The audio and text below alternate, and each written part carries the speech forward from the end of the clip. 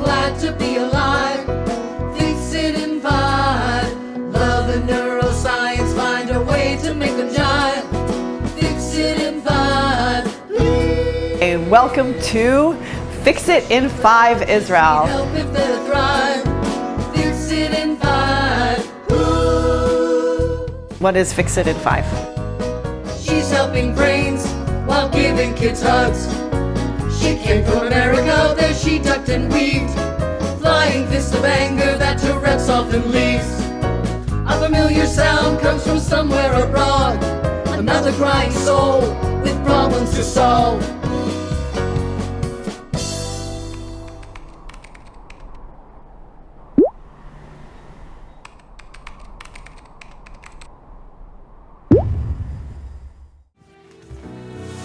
Hi Lynette, I'm Sarah Leah, and I'd like to talk to you about helping Shmuel and some other members of my family.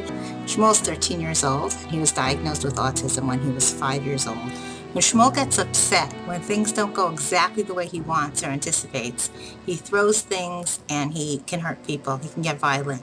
His behavior has gotten very difficult, and there are times that I just am so scared that he's going to hurt my family, especially my babies. When he gets angry and they're there, I'm really worried that he's going to pick them up and throw them. And the recommendation has been made by the welfare department that, he shouldn't be living at home anymore. He has a great personality, he has a great sense of humor, and I know he has so many abilities, but there's so much more in Shmuel that I feel can be brought out, and I don't feel that the schools that he's in now and anywhere he'll go afterwards has the ability or knowledge to bring those things out of him. And I really hope you could come, and I look forward to meeting you, and I hope you can help us. Thank you very much. All right, we're going to Israel. Mwah. Come on, do it. Say, hi, my name is Shmuel. Hi, my name is what? Yay! Thank you. His name is Shmuel, and my name is the Brain Broad.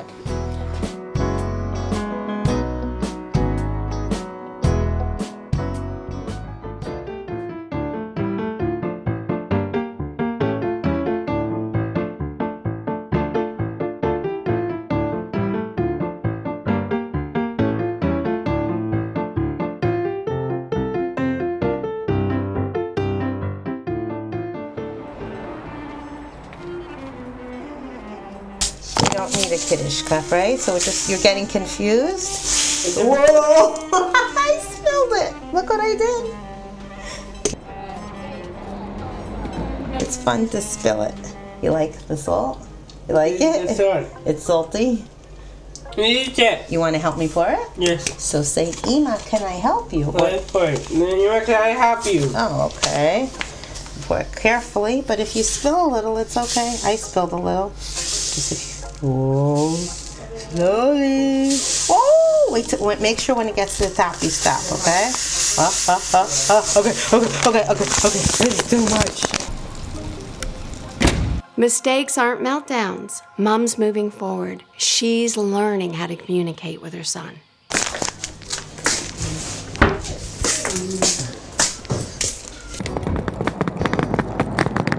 Hello. Hi! I was expecting your son. I was about to run forward for a hug. We can read this. Hello, my friend! Cat. Is he Cap? Is that like... It's a kef. Means how much fun? How much fun! We're gonna have lots of fun! It's gonna be the most fantastic day. It's my last day here. Okay, so it's day 5. I'm so excited and a little bit frightened. Let's recap. So far, we've managed to hit most of the family's desires, most of their goals, the ones that they asked for when I first arrived.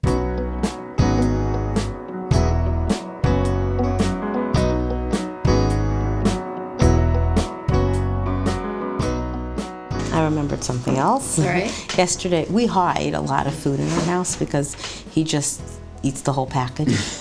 So there was a bag of cookies and someone had taken one, and I was frantically trying to hide it when he came into the kitchen and he saw it. So he took it, and I said, okay, Shmuel, you could have 2. So he looks at it and he goes, one. And he takes one and puts the bag down and walks away. Okay, you could have one. And like that was it. And I didn't have to hide the cookies. I mean, it was just, I was shocked. We're talking about, we're talking about 4 days ago he would have eaten the whole bag. The night rituals like the blinds. Being unable to let mom close the blinds without a meltdown, or unable to allow the children to interact with him as he accomplished a task, in this case, the blinds, for example. That's improved greatly. Okay. So last night, how did last night go? Right, so it was fine. Yay! Yeah, it was fine. Yeah, it was fine. That's what I'm saying. It was just, I didn't give him this whole, warning, sending off anxious signals from myself.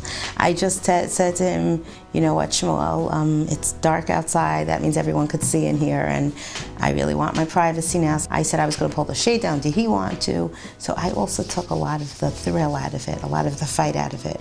So. And the fear. For myself. Yes. So it was interesting. Something happened that never happened before, but he wouldn't have let it happen. In the middle, I did it, then he took it, and then Dovi and Batsheva wanted to turn. And it was fine. Shmuel did a little, Dovi did a little, Batsheva did a little, Shmuel did a little. He wandered away eating a sandwich. It wasn't just all relaxed. It was just like we're pulling the shade down and they want to turn. That's another thing. And also, you see, it's not all the way down. And he was okay with that too, and that was it. He finished his sandwich. Now that I'm talking to him differently and everything, I'm not saying there aren't glitches along the way, but it's a lot easier now. Very cool. And best of all, those behaviors of our basically bilingual boy, Shmuel, those annoying behaviors have become personality quirks. Kind of like fun little behaviors that he does when he wants to make a connection. What did we see yesterday that was kind of cool? Do you remember? The car backing off has always been a huge deal. And the cars backed up over and over and over again, and he was just smiling there like, yeah, okay, cars go back and forwards and a lot of times, and that was it. Yeah, it's pretty cool. We have a very interactive, cooperative young man working with us. Today's my last day here, and usually I save presents to the end of the day, but your present I want to give you right now, okay? Can we go in the brain and find your present? Yeah. Let me open it up. Or not. Apparently Dad has a problem to talk to me about before I hand out the present. We were talking about this, and I hope this doesn't really hamper what you're trying to accomplish in terms of the programming.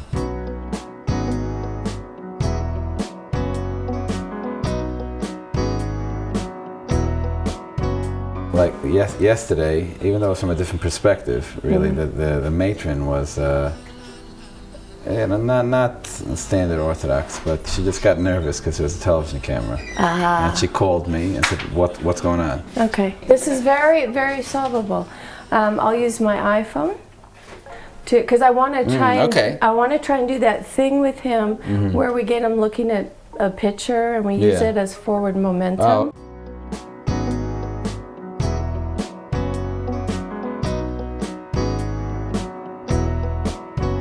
Okay. And to work towards the pictures on the wall, so that it's a bigger concept than just that. But I want to respect your concerns and your discomfort. This private community, like Secret Sister, avoids being photographed. We can not bring these. Yeah, the real professional ones. That's what's freaking one everyone of two out, reasons. right? Either It appears that Yaakov and Sarah Leah, Mom and Dad, are worried about being judged by the community for showing people their problems. I understand. Mom and Dad are worried about the mess we might leave behind for them to clean up with the other community members. And guys, don't act like cameramen. Exactly. okay, fine. Whatever You guys tell me which one you think. Yeah, that would do it. If you were young, okay, that would do it. I think Just to not draw attention to them on the outside again.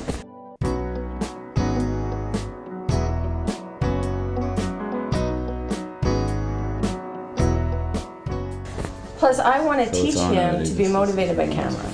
I didn't get him a watch yesterday. I did. Oh, you did? It's a present. Oh. Rather than dropping the idea of the walk, I explained the new way of doing it, the why of it, and then I also explained that to Mom and Dad.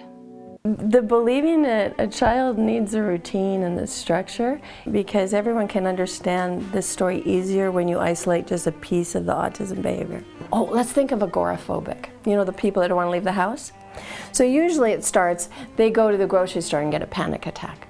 Right? And they go, okay, now I can't go to grocery stores. And everyone says, well, just don't go to grocery stores, go to little markets. Right? So now they go, okay, I can't go to grocery stores, I can go to little markets. And then they go to the little markets and that's working fine. And now one day they get a panic attack when they're in a car. Oh, I can't go in cars, I have to go in buses. And I can go to little markets, but I can't go to grocery stores. See how this is going? The world gets smaller, smaller, smaller. Eventually comes a day where it's, I can't leave my house. Like it just gets smaller, smaller, smaller. And that happens because every time we see a problem, we shrink away from it. And we go, let's make a world that shrinks away from that issue. Now you have this little world. And here's what I promise you. No matter where the boundary is, that's where the anxiety lies. So you can't escape it by shrinking away.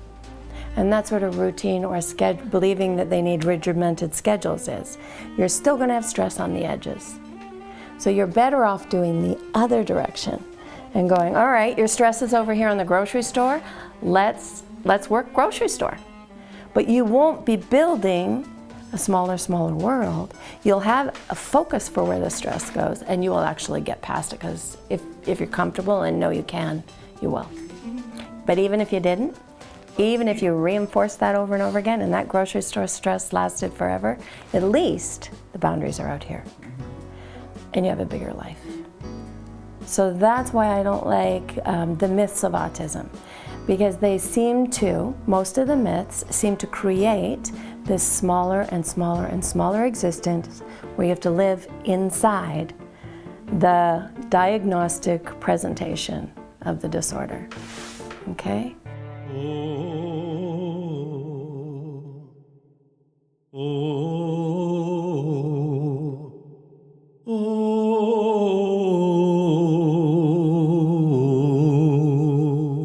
I'm careful in a kosher kitchen because I don't want to mess anything up. This is the meat side. This is the dairy side. But aren't I not supposed to touch things?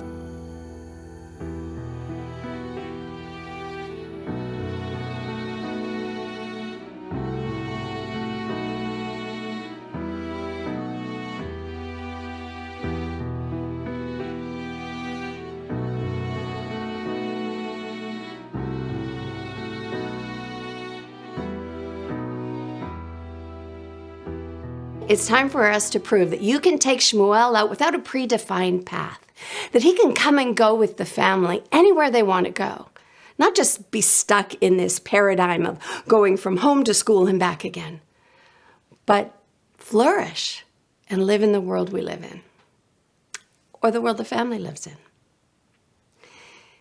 Shmuel's family is afraid of the judgment of the people around them, because they live in a culture that is so tight, so ritualistically bound to certain behaviors that taking Shmuel out is a little bit like coming out of the closet. Very scary.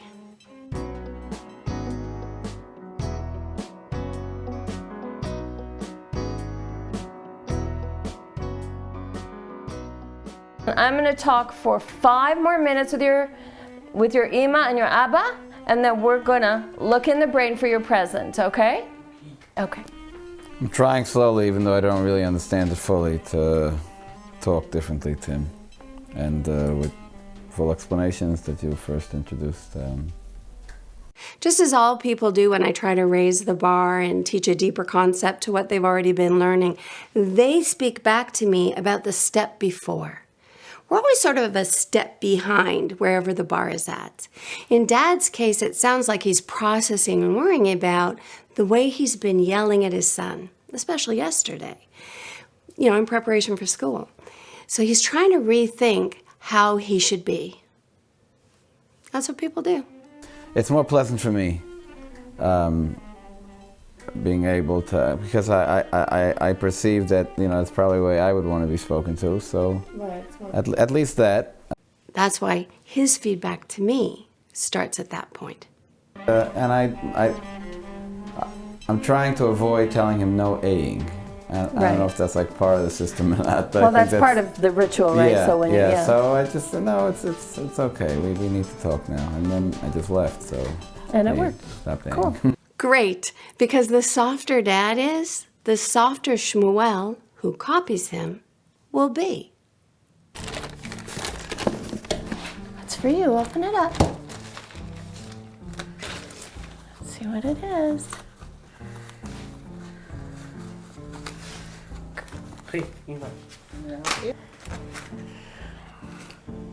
So you can go out for walks and know what time to come home. Let's put it on. This is so great. You have your own clock. We can go for a walk and see the time and know when to come back. Which arm? This one? Okay. This is your right arm. It's where I wear mine too. When I wear one. What do you think? Let's check and see if it's the right time. Let's go look at the clock. Wow, that's awesome. Look, it's the right time. Wow! She'll be able to tell all kinds of things with this watch. You'll know when it's time to go places, when it's time to come home. Why don't you get dressed and then we can go for a walk and we'll set the time for when to come back. Let's go walk through the yard. We're going to walk in the street, in the sidewalk. Would you like to go to the store and buy something? Yes. All right, get some pants on. I'll take you to the store. Buy. You want to buy? Well, ask Lynette what we're buying. It's up to you. It's up to you. What do you want to buy? What do you want to buy? What do you want to buy? You must get. Look at me. What do you want to buy? You must have keen. I don't know what that is. Is that just a word or Candy. is it? Candy. You want candy? Okay. Go on. Get some pants and I'll take you for candy. Put on long pants, you'll be warm.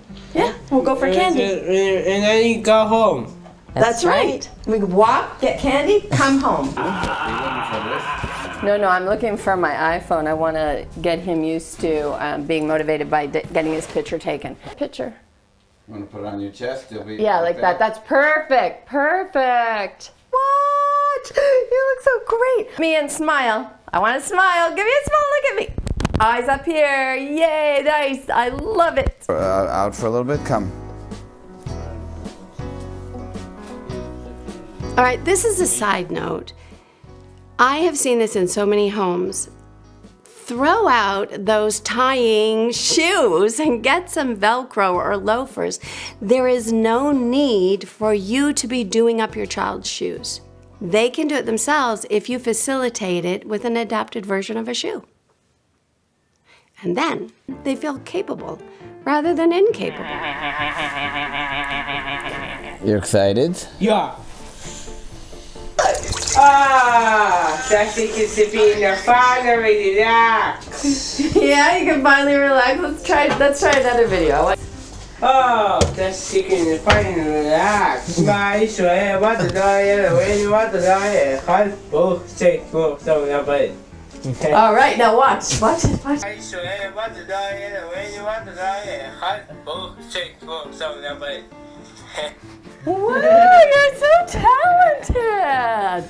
I'm just trying to hook him on the idea of seeing himself through the eyes of the camera.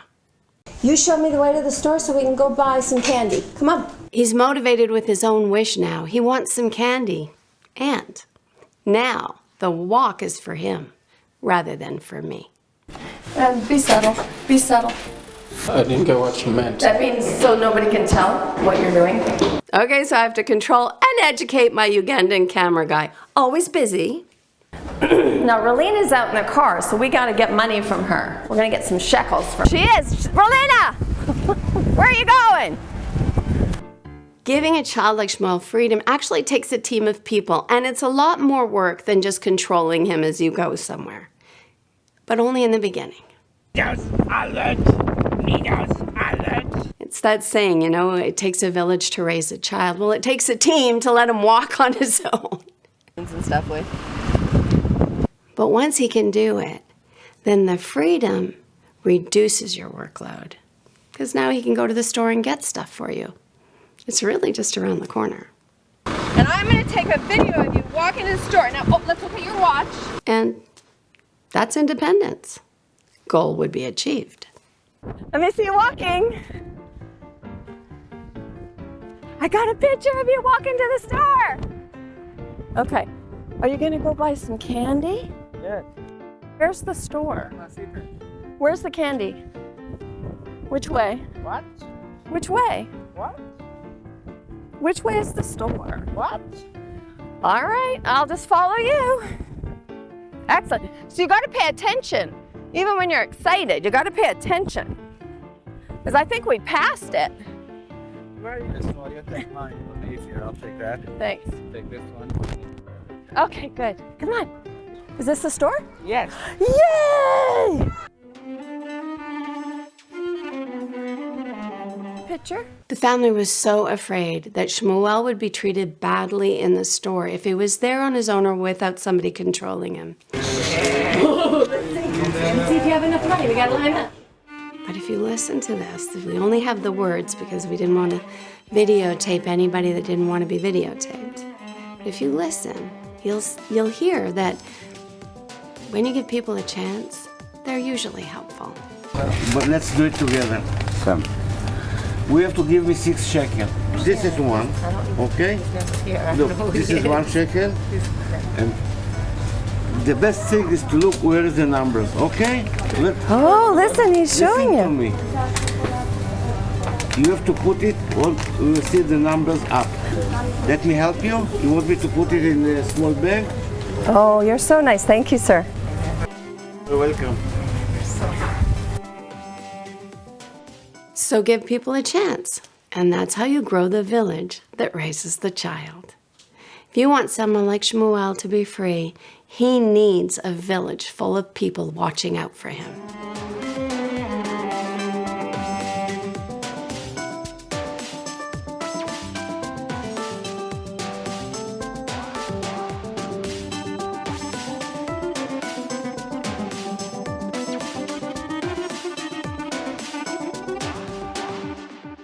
One minute, we have to get home. We have to do our plan. Where's home? There, there, or there? All right, thank you. Plan. Watch for the car, watch for the car, watch for the car. Watch, step back, please. Watch for the car. Okay, notice here that I take my arm off of Shmuel. The second he becomes aware that it's his job to watch for cars.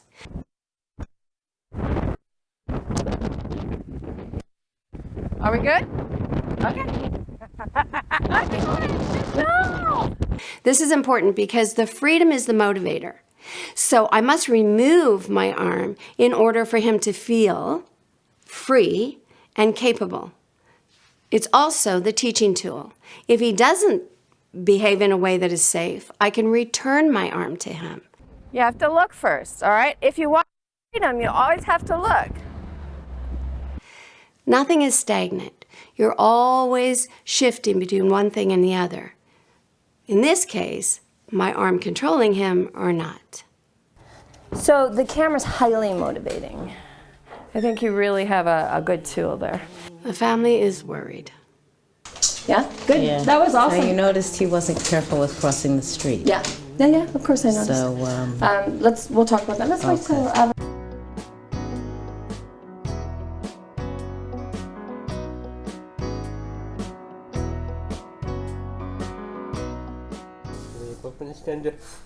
But I'm not reading it now. Okay, now we're having lunch. Hey! Hey!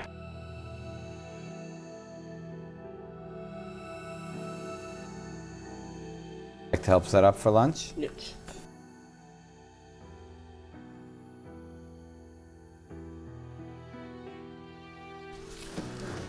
You like the measuring cup?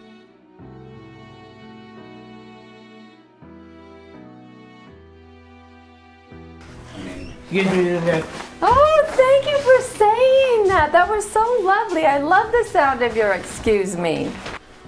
You know why? Because when you say excuse me, it makes me realize you're caring about my feelings. We're already a third of the way through the day, and I still need to introduce one of his biggest challenges, which is getting pictures of the family on the wall.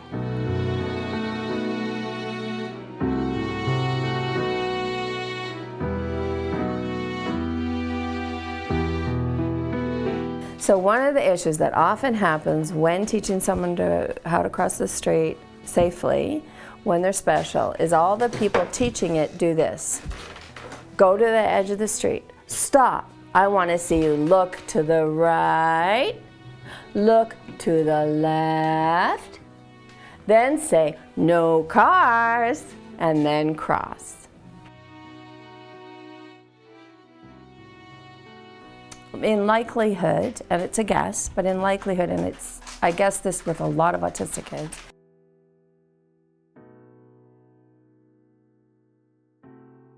they have Erlin syndrome, which makes things kind of wiggle. And so if you try to stare at it to do it, the world does this, right? And so if you see it quickly, you capture see, then you remember, then you can find it better in space. So we're going to work on that with the neurofeedback.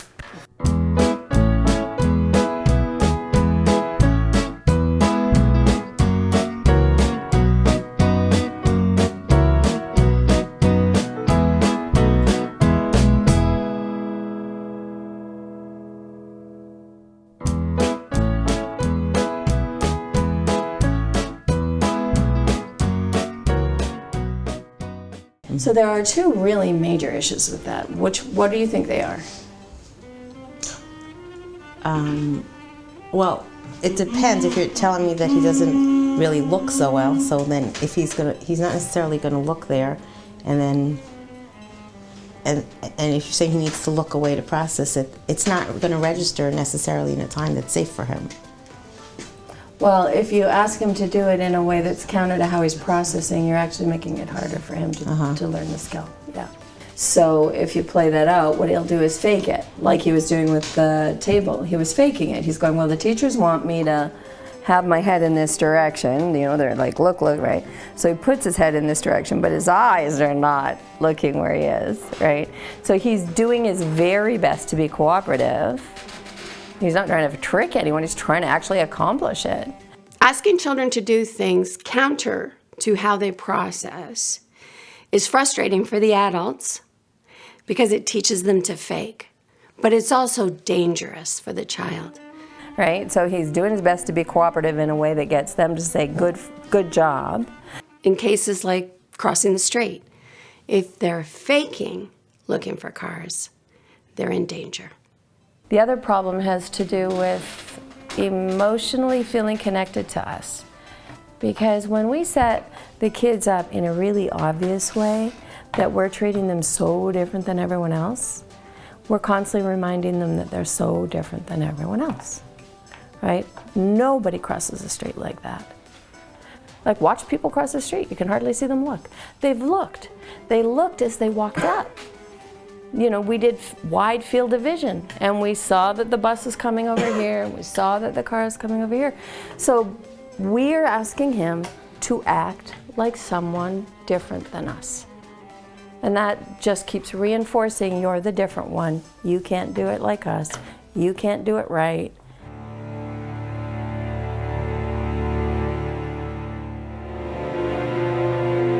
What you described before, you know, stepping out a little bit, turn to the right, turn to the left, no cars, now cross. You seem to present that as something, as somewhat of an out-of-the-ordinary way to teach, and we're only doing it because of special needs. Well, it's out of the ordinary for a 14-year-old to have to act like that. We do it with little wee ones. Right, but for someone who didn't yet learn the skill, when you're first teaching the skill, so you're doing it in extremes. The same with a bike, the same with anything, and then the brain kicks in eventually. The habits kick in. And you appreciate what it means to look to the right and look to the left, and then so I'm a little confused about like asking how to teach the skill that people already who have learned the extreme way and then have incorporated that. How I don't see how you could teach that directly. Awesome. Okay, so I'm teaching concepts, but Dad is stuck in his old paradigm of step by step, So that's where I'm going to meet him. Step-by-step teaching. Okay, so let's do this step by step. Let's pretend first, let's separate out his age and him being special and pretend he's a neurotypical kid and he's 2 years old. And we're starting the lesson. We're at step 1. And the first few times we would go, look to the right, look to the left, the cars come this way, they go that way. We give the information the first few times. Very quickly, quicker than you even realize, as you're walking up to the street, you're saying, are there any cars coming? And they're going, no, Mommy, no cars coming. Right? It's very quick, you know? You're not standing at the edge going like this anymore. You're doing wide field of vision and you're encouraging it. But because he processes different and his sensory behavior, it confuses people. People think, oh, we have to, like in the example of making the world smaller, we have to isolate him down and get him to behave like this. And we're actually preventing the lesson from taking hold. So if you think, how would I normally have done it? We want to go for wide field of vision and communication. And reasons. You know what? It's going to be great when you can cross the street all on your own because I know that you're paying attention and you can go to the store on your own. So if you let him do it the way he sees, then by just telling him that we have to look out for the cars, then he'll probably be safer. He'll be safer and he'll be more motivated and so he'll understand what you're doing. And you'll be practicing language. Complex, interactive. You know, it'll be much more, it'll lead you down the path of your goal much quicker. He likes control. He likes having a role. He likes being the expert. He likes being the boss. So if we step forward and take control and explain clearly to him, oh, I guess I have to help you because you're not paying attention to the cars. I thought you were ready to go by yourself, but maybe not yet. You can practice it again tomorrow. Not like, you know, not a bad thing, but here, let me make sure. I need to keep you safe. I love you so much, right? Now it's like, oh, if I want to be like Abba and a man and have freedom, then I'm gonna have to pay attention to the cars and I'm gonna have to answer these questions. That'll actually develop the skill. It'll develop the frontal lobes. It'll help him heal his visual processing. We'll also be reinforcing the change with neurofeedback. And voila, he can cross the street and go to the store.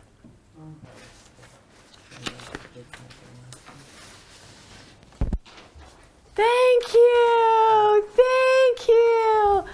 Oh, Shmuel, one more thing. Can you look at this camera and say, hi, my name's Shmuel. Hi, my name is Shmuel. We'll get it again later. Okay, I'm using his love of pictures, not on the wall, and his love of the camera and trying to bleed those two loves together so I can get pictures of the family on the wall. And like any good GPS system, when you find yourself going down the wrong direction because someone distracted you there, or in this case, when you find Shmuel saying no, you have to reroute and try another way. But you don't give up your goal.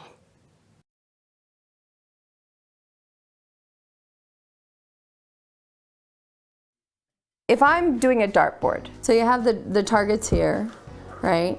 And I'm standing here.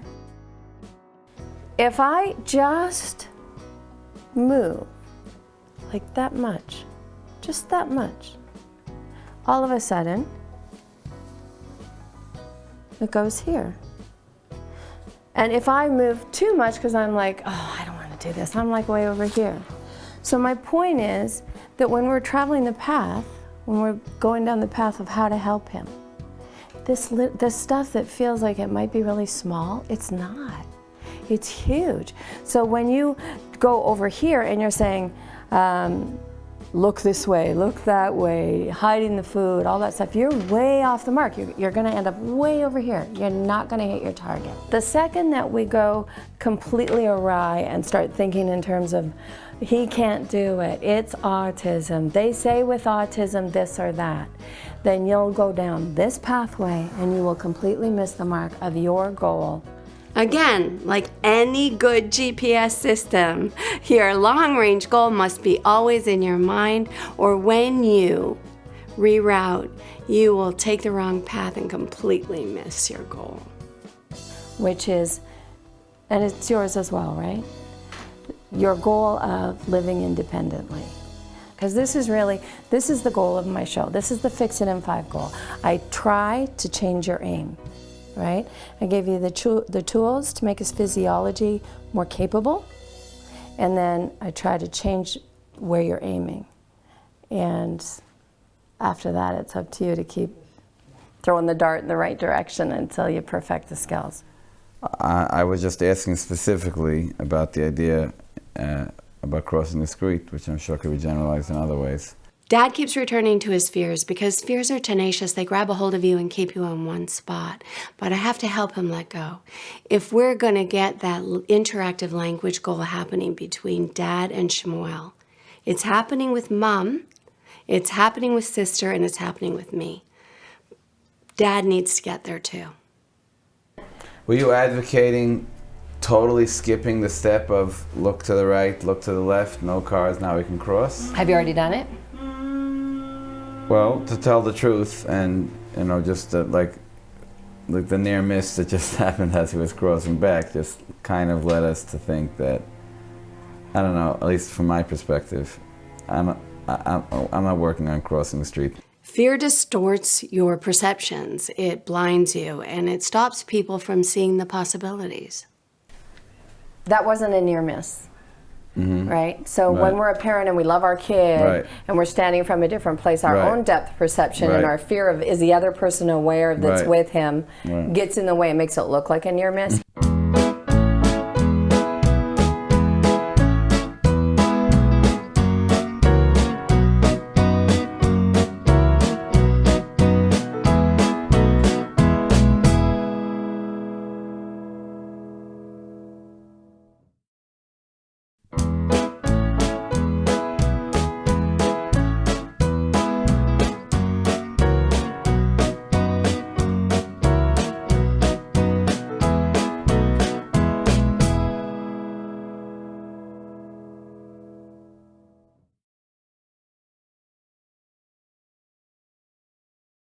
There has to be freedom for you to take it away. So you can't take away freedom if you don't give it. And this is the problem. So often people want someone like your son to first prove that they're very capable before giving the freedom. But the reality is, it's the freedom that's going to addict him. I mean, I heard 2 points. One was the fact that he has, I'm not sure the term you used, visual processing issues. And then the other issue of feeling that he's special and that he's different. Now, it's interesting because, I hear the words, and it could be I'm just, in an old model here, but I'm not even, I can't relate to the fact that he thinks of himself as, oy vey, I'm different. Trust me, he does. Okay. I mean, I appreciate that. Yeah. It's just, it's hard for me. And you are missing a step. He's 14, he goes to school, he's got you guys. Are you telling me that in all that time nobody did step 1? About crossing streets? I don't know what they do in school. I've been working now and just training him that we don't cross the street without Abba. Okay, so you haven't done that one. You I haven't done it. Have you done? Have you ever done look this way, look? I was never into that to begin with. I just would, I think I just naturally just would say, let's look, without actually doing it. That's what you would do, but did you ever do that? I think that's what. Yeah, when I did go out with him. Yeah. Now you go back to it when he fails. Okay. You see, so he loses control when he fails. So you're saying not to skip that step, you're just assuming that it was already done, and therefore now we're ready for the understanding of what we're doing. Right, and if you never get there, he's always the passenger in the car of his life. This is the closer to this, and you can do the diapers. When you're the passenger in the car, and everyone else says, now you can go, now you can't, here you can this, here you can that, what happens? Do you know, you don't know how to get there, do you? You daydream the whole time. You don't absorb the lessons, because someone else will figure it out. I can go, that, Abba's going to figure out when it's safe. So you don't develop it. You just don't. So I never know how to get anywhere if I've been the passenger. And that's really what's happening here. He's the passenger in the car of his life, and that's what we want to change. Go do the diapers. All right. Okay, so the daycare calls, they need diapers. Dad's going to take them. It's a little dad break for him, but I'm still hoping that we're going to get some kind of really big freedom walk. I have no idea how to orchestrate it, and I'm waiting for my moment when this happens. Abba, where are you going? I wanted to bring diapers to the babies, to the twins. Dad spoke conversationally, interactively with Shmuel, and because he was in that headspace, he heard Shmuel's request. Hey! Why, you don't like me to go? Are we going? I'm going to give diapers. Yes, we're gonna come. Shmuel's gonna come? Yeah. Okay, come. Check your watch. Make sure you get back fast enough. When this hand is gonna be over here, we have to go back. Okay? Okay. Put on pants and shirt and we'll go. You're an inspiring lady. Thank you. I would never do this. Thank you. It looks maybe like Dad's aware of his own new behavior. That's good. If I don't come back in an hour. That's awesome. If I don't come back in an hour, then come rescue us, please. All right. Look at your watch. I need you back by 12 o'clock, okay? Look at the watch. I need you to home by 12, okay? All right.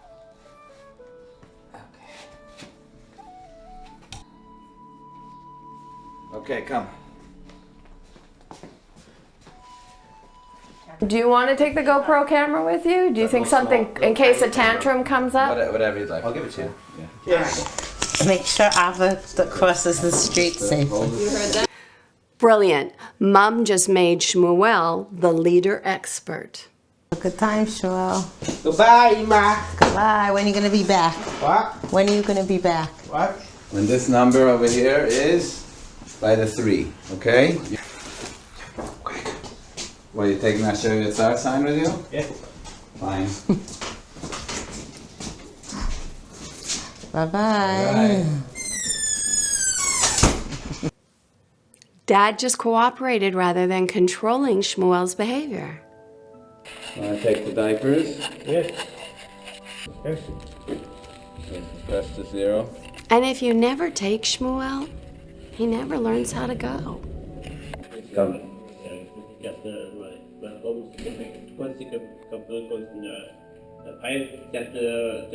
Okay. Okay, I'm not sure what you said, but I think we gotta get the diapers to you over the okay? Pretty cool, huh? What are you laughing about? First of all, this is, this is just interesting, because if we ever want to get anywhere quickly, we would never take Shmuel with us. Right. You know, when you think about it, if you believe that you have a child that the only way to teach is in these like boxes, and you look at those boxes and they're not generalizing, and you're going, this is going to take 1,000,000 years. If I have to do this a box after a box after a box, and it's exhausting. Well, why would you want to do stuff? It's defeating. But if you can see potential, and you can see, all this possibility of a sort of a fluid life that is going to follow, then it's worth it. And all of a sudden you have energy.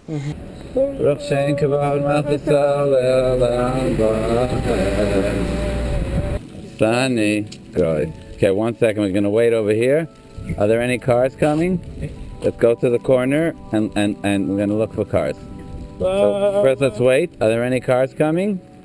Are there any cars that way? Yeah. Look over there. Are there any cars coming? Yeah. No. Are there any cars? Do you see a car? No. Do you see a car this way? No. Okay, so we can go. Bye. So, okay,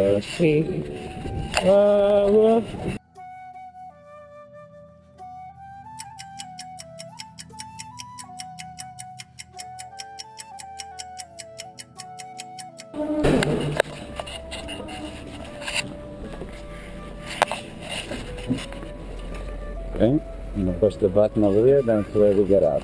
What? Push the button over there. Okay, now open. Go ahead.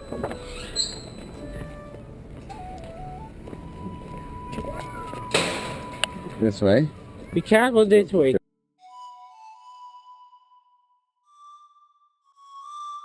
Go back to Lynette. Let's get home to Lynette. I love that I'm a motivator. Now I could take you more places because I see that you listen, right? Right. I love that Dad is trying to incorporate conversation. Okay, you want to cross the street here or at the corner? You want to cross the street here or at the corner? Always good at the corner. Come.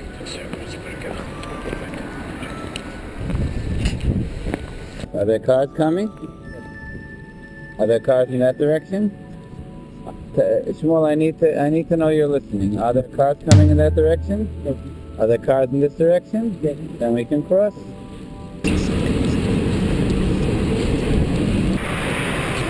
Shmuel, I'm so proud of you that you listened to Abba, and you brought the diapers, and you walked with me, and you walked there, and you walked back. No, this is not ours, so we have to leave it. Oh, but that's not ours, so we can't take it, okay?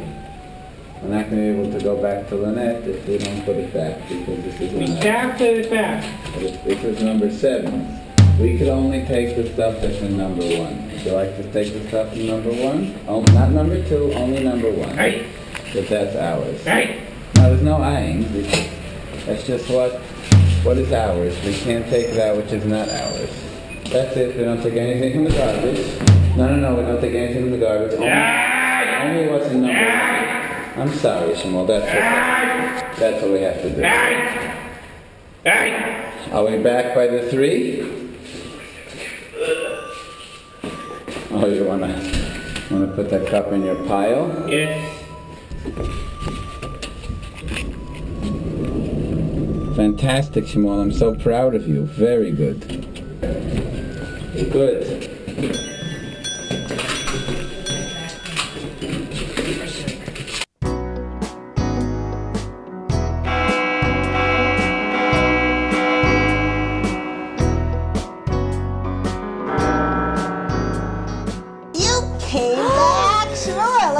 And they both came back the very next minute. They both came back because there was fun in it. They both came back and they're very proud today. Maybe that's why men are the ones that do the singing. How did he behave in the school? I think that was a major accomplishment. That was huge. Yay! Yay, Yaakov! Good job. Did your watch help you? Yes, watches are great. Was he looking at his watch? I'd like to think it was a change, but maybe I was just underassuming what he's capable of. The idea that you need to go somewhere quickly and you're going to take Shmuel with you, and you know what I'm saying? Like, we don't do things like that. I told him many, many things, and he did not. I mean, he ate, but I ignored him, and he moved on. You mean it was easier to walk? I just kept him focused, and he, followed the path. Again. Are you a as I believer said, now? Listen, there's a God above with many agents, but there's so many things that change. Like you're putting the focus on the goal. Plug into your tantrum, we're just moving on. That's awesome. And I see that really working, and I'm very emotional now. Okay.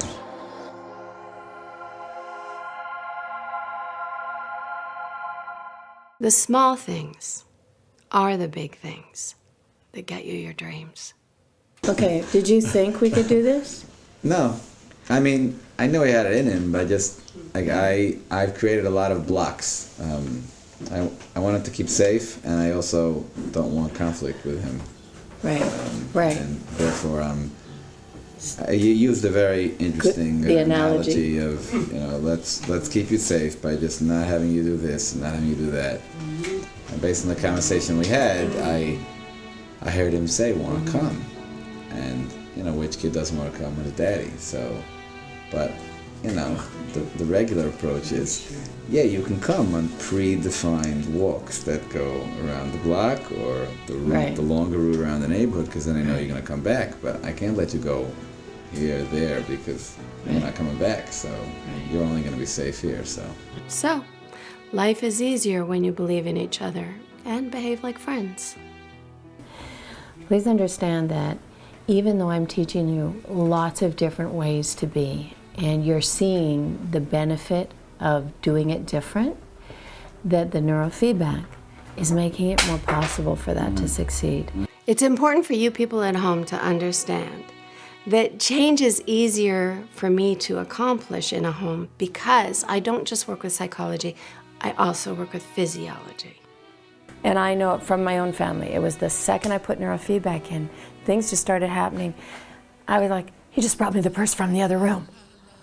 He's never been able to hand me something from the table right there, right? Like things like that, that were just, these little beautiful miracles, and that's the physiology. So it's a combination, so thank you for being open to try. And also just along the way we discovered that he was deaf in one ear, which was also quite a shock. Okay, That's when he was 2.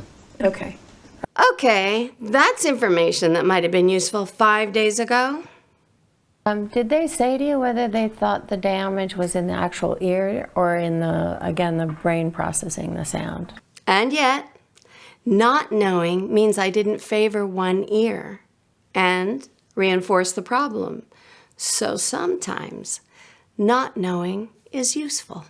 Seems to be the brain, if that was their test. So be ready for him to maybe hear again, because it is possible. There's no guarantee, of course, but it is possible that it's just that information's not traveling the way it should travel, and being read the way it should be read, and so we may see improvement there.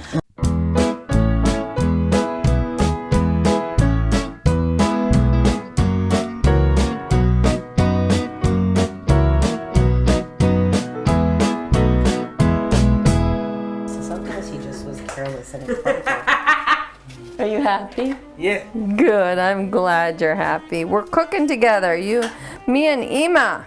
You know what, Shmuel?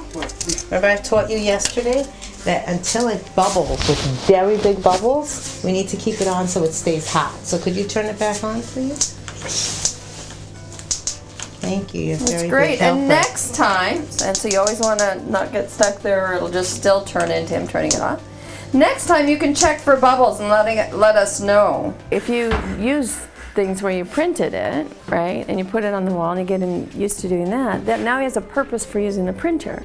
And you can put limits in there and stuff. And if he wrecks it, it was just a photocopied picture. I mean, I think this is the way to get there, and then you can prioritize. I love to see my family on the wall, and I'm trying to get him to pick pictures with Shmuel in each one to start with. Hey, look, who's that? We're gonna do pictures of the family. Come on, let's go put them over here. Come on. Here. Yeah, we have to put them on the wall. Oh, no, not in a bag. Yeah, nobody can see them if they're in a bag. Okay, which picture goes up? 1 minute. 1 minute? Okay, 1 minute's up. Which picture should we put? Which one? Which one, buddy? We have enough. Yeah, we have enough. Don't use the tape. What? How are we gonna put it up on the wall? All right, you pick the spot. I'll follow you with the tape. Don't put the tape. Don't put the tape. Well, what should I use then? yeah. Should I use a stapler? Shmuel is afraid, I believe, of this big challenge, this pictures of family on the wall challenge. So he's digging in his heels. We can do it after lunch. Okay. What's this? That's what's the mitzvah. That's right. And what's this? That's what's the mitzvah. And who's which And one? Abba Shemesh and my kiss. That's right. Abba Sameach. Oh, let's put up your pictures while they're doing that. In a minute? Yeah, it Okay. needs to be 1 minute or 2? 2 minutes. Okay, in 2 minutes we'll put it up on the wall. I'll go get the tape ready. So after Abba does his computer, then it'll be time? Is that good? Okay, thank you.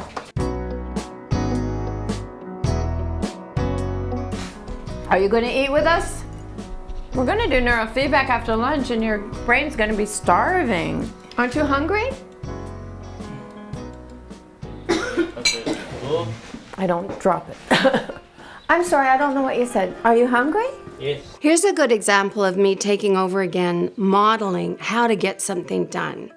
Because in this case, it's important that Shmuel eat. It's about his health. I don't want to do neurofeedback on him if he hasn't got any food in his tummy, other than candy.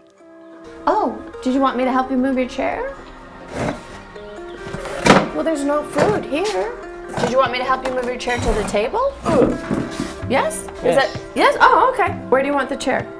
Are you gonna do it? Are you gonna do it? Yeah. Oh, okay.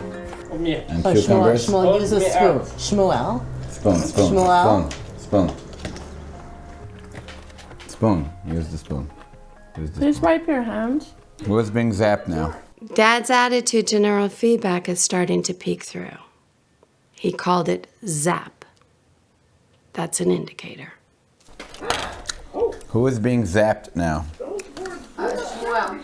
This is the celebratory meal. Dad and Shmuel had their breakthrough. Time to end the show. But that would be kind of a lie, because a fairy tale ending always leaves out what came next. And the truth is, what came next made me a little concerned. So I have to show you that too. How important is it that I do this? Okay, let me express my greater concerns. I'm a deeply religious person. We call it midos development, which is character development, and using your mind to control your emotions. And we are not of the ilk of negating, medicines and technology. In your preliminary interview with me, concerning the machinery, you spoke about anger and depression, etc. And these are things that I view as struggles, but nonetheless with models and heroes that we look up to who have, through willpower, gone beyond that. So I feel that this is to some extent, a pill that I'd rather arrive at the same conclusion through will. I don't know if I'm making sense. You are. You're making great sense.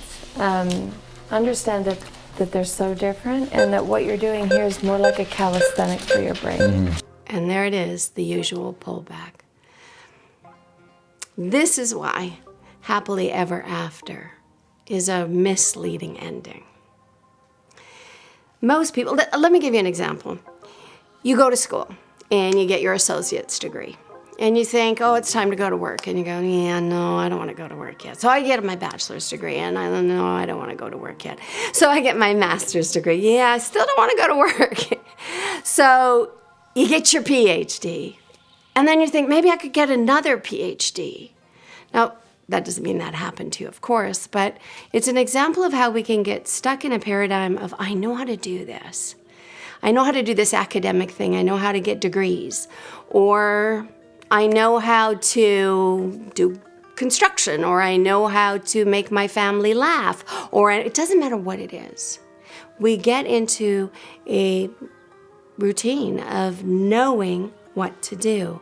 And when someone says, here, do it different, live in this world you've never lived in before, it's scary. And most people backpedal a little and say, on second thought, I think I'll become a collector of degrees and just go to school for my whole life. In Dad's case, school was a good analogy because he's academically minded. He's backpedaling a little and saying, no, I need to not do the neurofeedback, regardless of the changes. And here are my justifiers. Do you remember the story I said where my case study is a family? I got the same thing from them.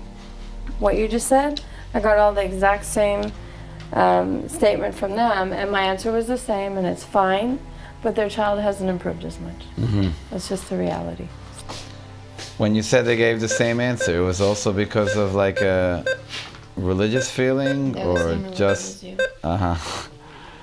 So you mean this is not the first time you've seen The Martians? Say what? What did you say? It's because you're Our heroes are scholars and righteous, not powerful athletes. That's the environment in which we grow up. And the mark of a scholar is not just how much he knows, it's how much he's improved himself.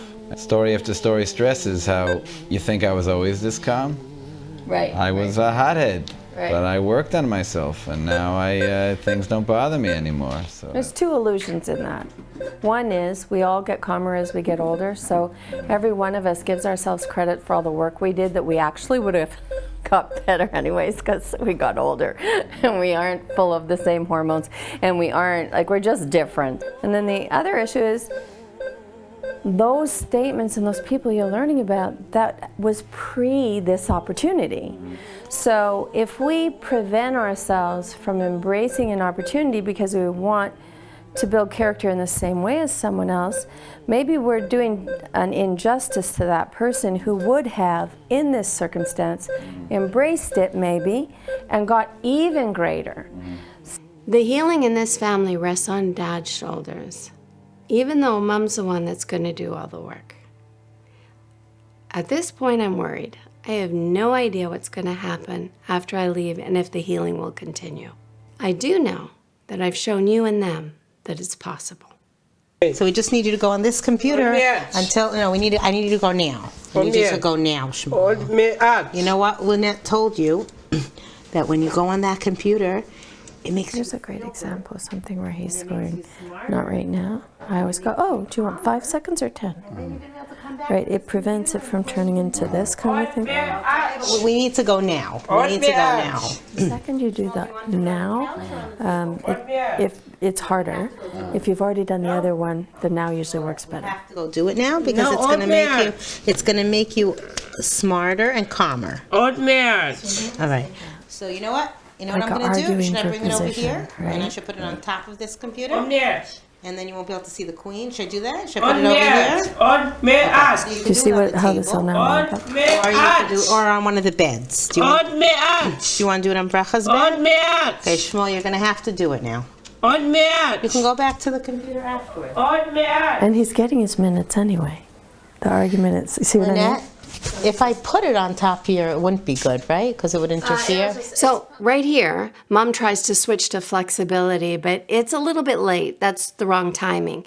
She's established that she wants to make this happen, so she has to use control to get control. Counting's perfect. It's probably going to get messy, although it would have been fine if you put it here.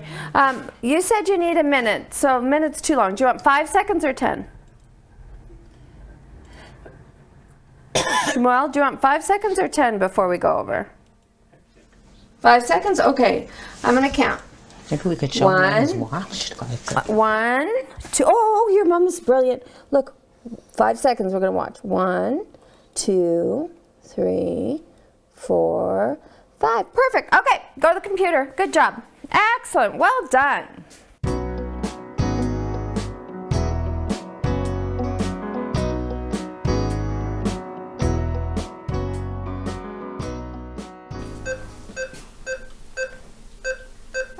What's the noise, Abba? The computer is beeping. Right. You like the beeping? F9, F11 again.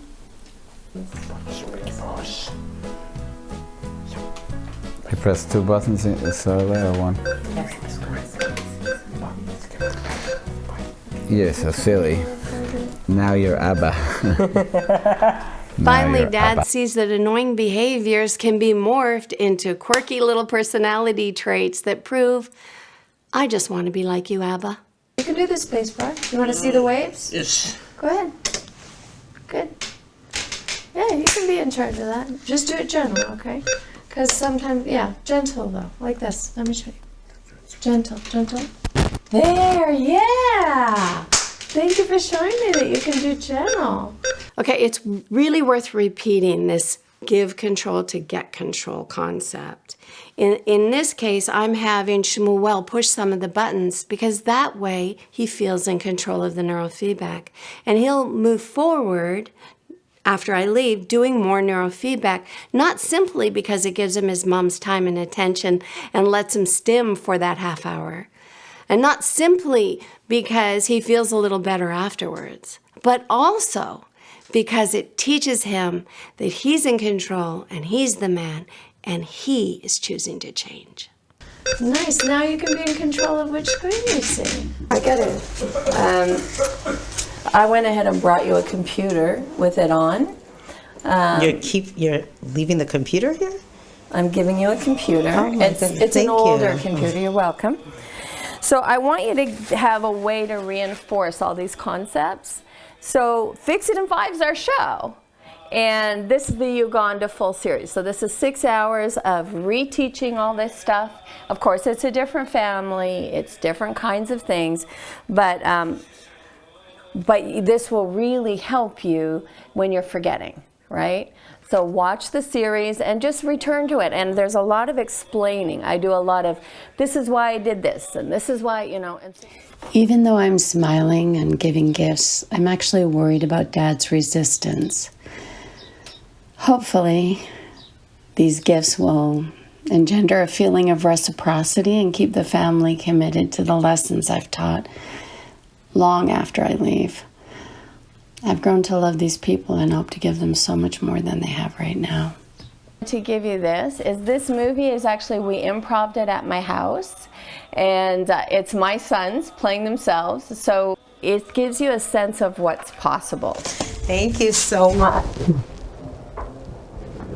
That's all right, he gave us the tears. You know, I know. Let's do an air hug. Thank you very much. You're welcome. You're welcome. Words are cheap, yeah. Oh, and the other piece is they cost $20 every time you turn it on and go in and out. Right, so I'm going to supply you for a year, and then after that, it's your decision what you want to do. So hopefully the breadth and width of my gifts will help keep this family stretching wider, not shrinking smaller. I feel, first of all, very grateful, and if you need me to stay the extra hour, I'll just have to rejuggle. No. Is it okay if I go now? It's good. Okay, so in that case, you're an angel. Thank you very much. Thank you. Thank you. Can't really express enough appreciation. Thank you. Both in terms of the time, the energy, the travel, and the expenses that should always be able to help people. Thank you.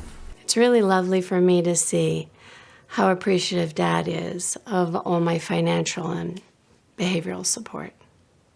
But just before I leave, I have to complete Sister's sessions so that we help her with the pain in her body and establish that starting point. I still haven't got there, that starting point for pictures of family on the wall. Which one? One picture goes on the wall. Which one? Yeah, I'm going to get back later, okay? No, well, it is later now already, though. I have to leave soon. Come here. Right? Okay. Come here. Should we look at the clock and pick a time? 25, 24, 23. I'm going to pick this one. Oops. Look, I'm going to have to put this up. Well, you have to help me then. Which one? Just one. We can put it anywhere you want. You could tell me why you don't want it on the wall, and then I would understand. You must gonna tape it. You must gonna tape it. Sure, I'll fix it. You must gonna tape it. Actually, Emma's busy. I could tape it. I'm busy, Shmuel. Lynette Here, I'll said she would tape tape it. I'll tape it. I'll fix it. Here. On the floor, on the wall, or on the table? Where are we taping it? Oh, so you don't. Maybe gotta put it back in the bag. Talk to Lynette. Look at me. So do you not want it on the wall? You're not the one who will work. Oh, why?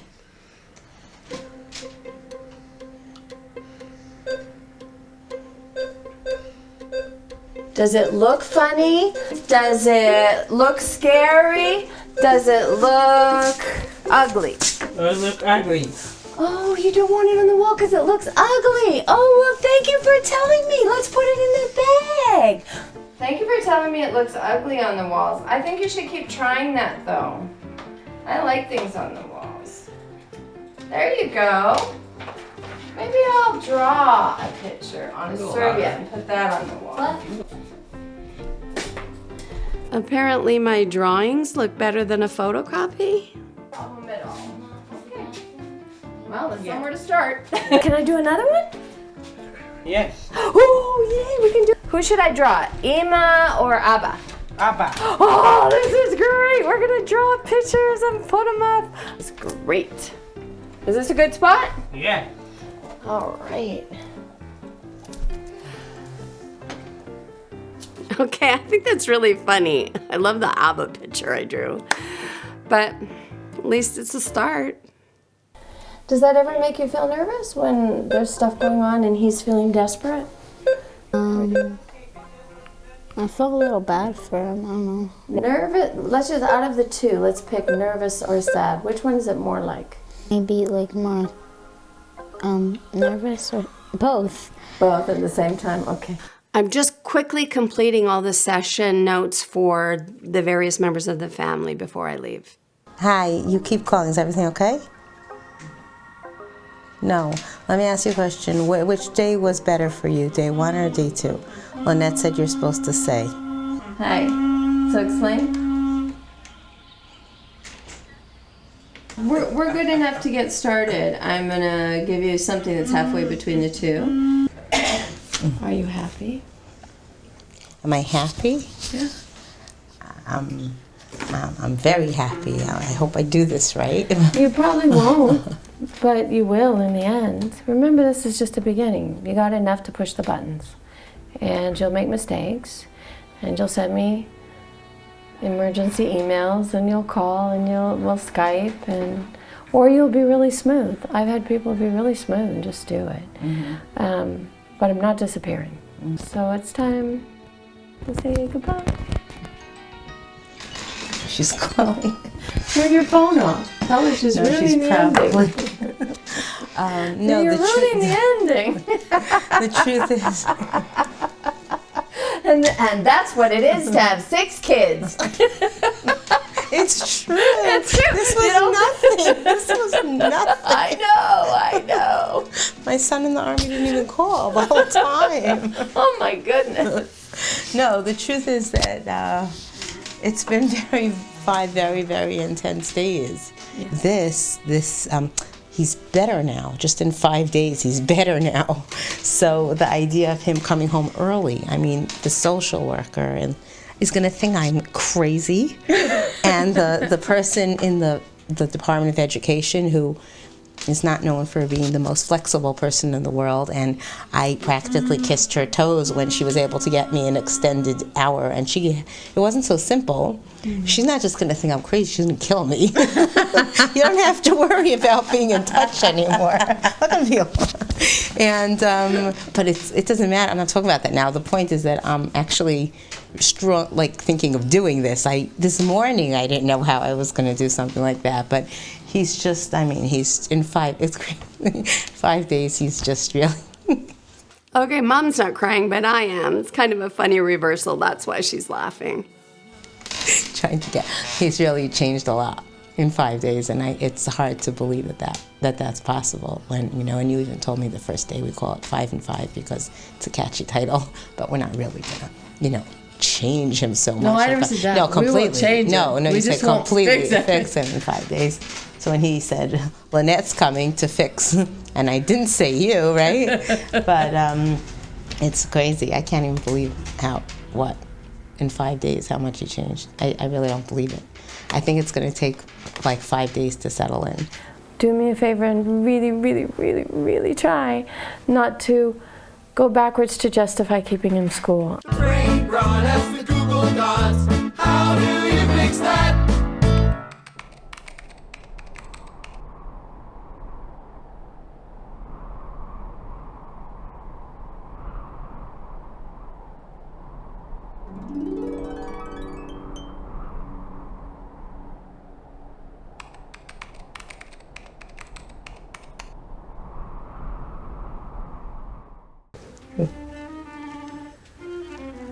And you'll be back in 6 months. And I'll be back in 6 months, and I'm going to see the most amazing Shmuel and the happiest mom, and we're going to be so impressed. Of course.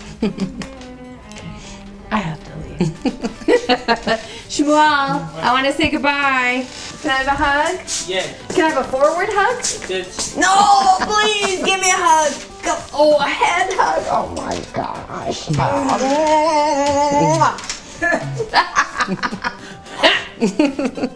Shmuel, Lynette's really leaving now. She's not just saying it, she's like, Shmuel, Lynette's not going to come back tomorrow.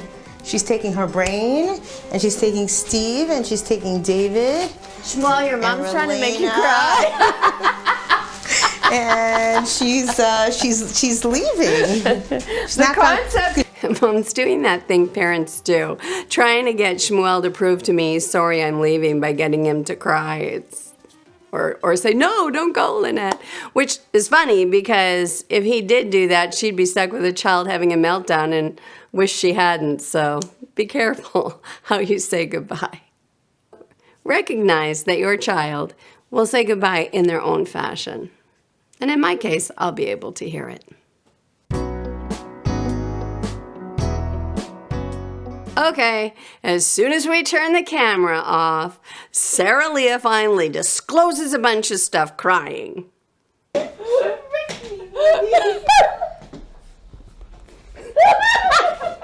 doesn't want you to see her cry. No, I really don't care. I just needed to get back at you. I really don't mind crying. That's what was funny, that the whole time I wasn't. You had it on the whole time? Just Which leads to another goodbye. Okay. Well, come on, one more.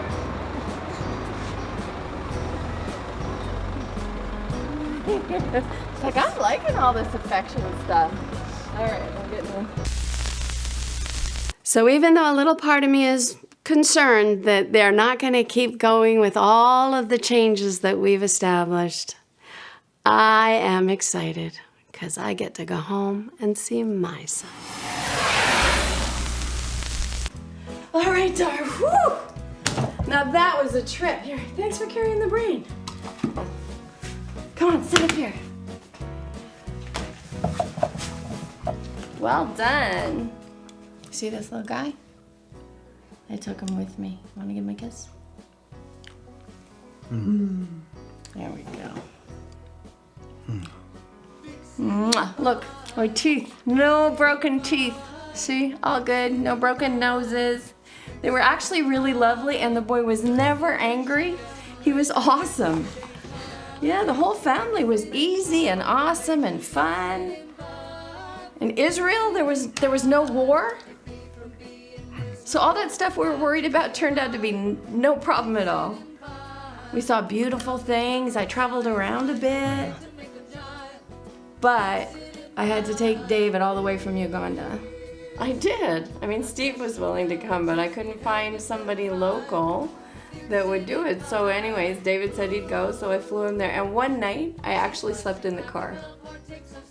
I think we have a picture of it. Maybe we'll show people. Oh, check this out.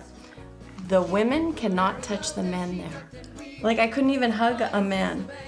I couldn't even shake your hand. Shake my hand. We couldn't even do that. Isn't that cool? It's so different. Everyone has different beliefs. What do you think about that? Do you think that's cool? So are you glad I'm home? You want to go eat? Let's do it. Let's go. I'll get you something out of the fridge. Come on, let's go check it out. Let's go eat. All right. Let's see what we've got. Hey, and I'll show you the pictures on the computer later. I took some great iPhone shots. Oh, here. She's some pudding. While giving kids hugs. She came from America, there she ducked and weaved. Flying fist of anger that Tourette's often leaves. A familiar sound comes from somewhere abroad. Another crying soul with problems to solve. Away she goes again, people fear and people strain. Is it a bird? Is it a plane? With a great big hug and a kiss for me.